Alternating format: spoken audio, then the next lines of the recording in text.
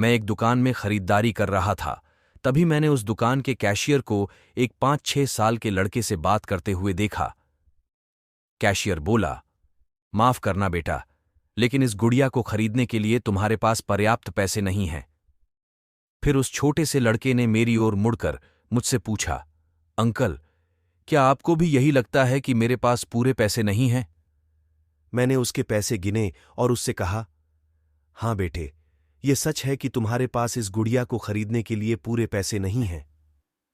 वह नन्हा सा लड़का अभी भी अपने हाथों में गुड़िया थामे हुए खड़ा था। मुझसे रहा नहीं गया। इसके बाद मैंने उसके पास जाकर उससे पूछा कि यह गुड़िया वह किसे देना चाहता है।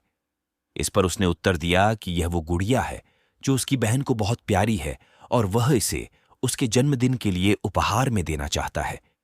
यह गुड़िया पहले मुझे मेरी मम्मी को देना है, जो कि बाद में जाकर मेरी बहन को दे देंगी। यह कहते कहते उसकी आंखें नम हो आई थीं। मेरी बहन भगवान के घर गई है और मेरे पापा कहते हैं कि मेरी मम्मी भी जल्दी ही भगवान से मिलने जाने वाली हैं। तो मैंने सोचा कि क्यों ना वो इस गुड़िया को अपने साथ ले जाकर मेरी बहन को दे दें। मेरा दिल धक सा रह गया था।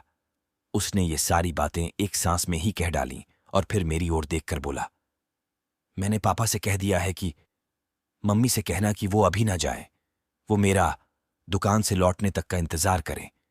फिर उसने मुझे एक बहुत प्यारा सा फोटो दिखाया जिसमें वह खिलखिलाकर हंस रहा था। इसके बाद उसने मुझसे कहा, मैं चाहता हूं कि मेरी मम्मी मेरा ये फोटो भी अपने साथ ले जाए ताकि मेरी बहन मुझे भूल नहीं पाए। मैं अपनी मम्मी से बहुत प्यार करता हूं और मुझे नहीं लगता कि वो मुझे ऐसे छोड़ने के लिए राजी होंगी, पर पापा कहते हैं कि उन्हें मेरी छोटी बहन के साथ रहने के लिए जाना ही पड़ेगा।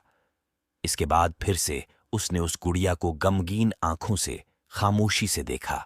मेरे हाथ जल्दी से अपने बटुए पर्स तक पहुंचे और मैंने उससे कहा, चलो एक बार और गिनती करके देखते हैं कि तुम्हारे पास गुड़िया के लिए पर्याप्त पैसे हैं या नहीं। उसने कहा, ठीक है, पर मुझे लगता है मेरे पास पूरे पैसे हैं। इसके बाद मैंने उससे नजरें बचाकर कुछ पैसे उसमें जोड़ दिए और फिर हमने उन्हें गिनना शुरू किया। ये पैसे उसकी गुड़िया के लिए काफी थे।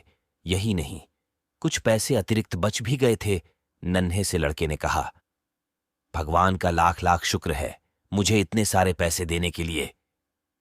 फिर उसने मेरी ओर देखकर कहा कि मैंने कल रात सोने से पहले भगवान से प्रार्थना की थी कि मुझे इस गुड़िया को खरीदने के लिए पैसे दे देना ताकि मम्मी इसे मेरी बहन को दे सकें, और भगवान ने मेरी बात सुन ली। इसके अलावा मुझे मम्मी के लिए एक सफेद गुलाब खरीदने के लिए भी पैसे चाहिए थे, पर मैं भगवान से इतने ज्यादा पैसे मांगने की हिम्मत नहीं कर पाया था। पर भगवान ने तो मुझे इतने पैसे दे दिए हैं कि अब मैं गुड़िया के साथ साथ एक सफेद गुलाब भी खरीद सकता हूं। मेरी मम्मी को सफेद गुलाब बहुत पसंद हैं। फिर हम वहां से निकल गए। मैं अपने दिमाग से उस छोटे से लड़के को निकाल नहीं पा रहा था।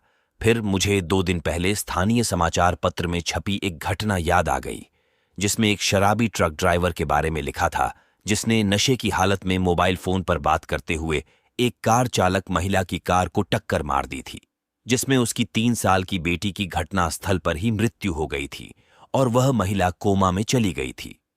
अब एक महत्वपूर्ण निर्णय उस परिवार को ये लेना था कि उस महिला को जीवन रक्षक मशीन पर बनाए रखना है अथवा नहीं, क्योंकि वह कोमा से बाहर आकर स्वस्थ हो सकने की अवस्था में नहीं थी। क्या वह परिवार इसी छोटे लड़के का ही था? मेरा मन रोम रोम कांप उठा। मेरी उस नन्हे लड़के के साथ हुई मुलाकात के 2 दिनों बाद मैंने अखबार में पढ़ा कि उस महिला को बचाया नहीं जा सका। मैं अपने आप को रोक नहीं सका और अखबार में दिए पते पर जा पहुंचा, जहां उस महिला को अंतिम दर्शन के लिए रखा गया था। वह महिला श्वेत धवल कपड़ों में थी, अपने हाथ में एक सफेद गुलाब और उस छोटे से लड़के का वह फोटो लिए हुए और उसके सीने पर रखी हुई थी। वही गुड़िया। मेरी आंखें नम हो गई। मैं नम आंखें लेकर वहां से लौटा। उस नन्हे से लड़के का अपनी मां और उसकी बहन के लिए जो प्यार था वह शब्दों में बयान करना मुश्किल है, और ऐसे में एक शराबी चालक ने अपनी घोर लापरवाही से क्षण भर में उस लड़के से उसका सब कुछ छीन लिया था। इस कहानी से सिर्फ और सिर्फ एक पैगाम देना चाहता हूं। कृपया कभी भी शराब पीकर और मोबाइल पर बात करते समय वाहन ना चलाएं।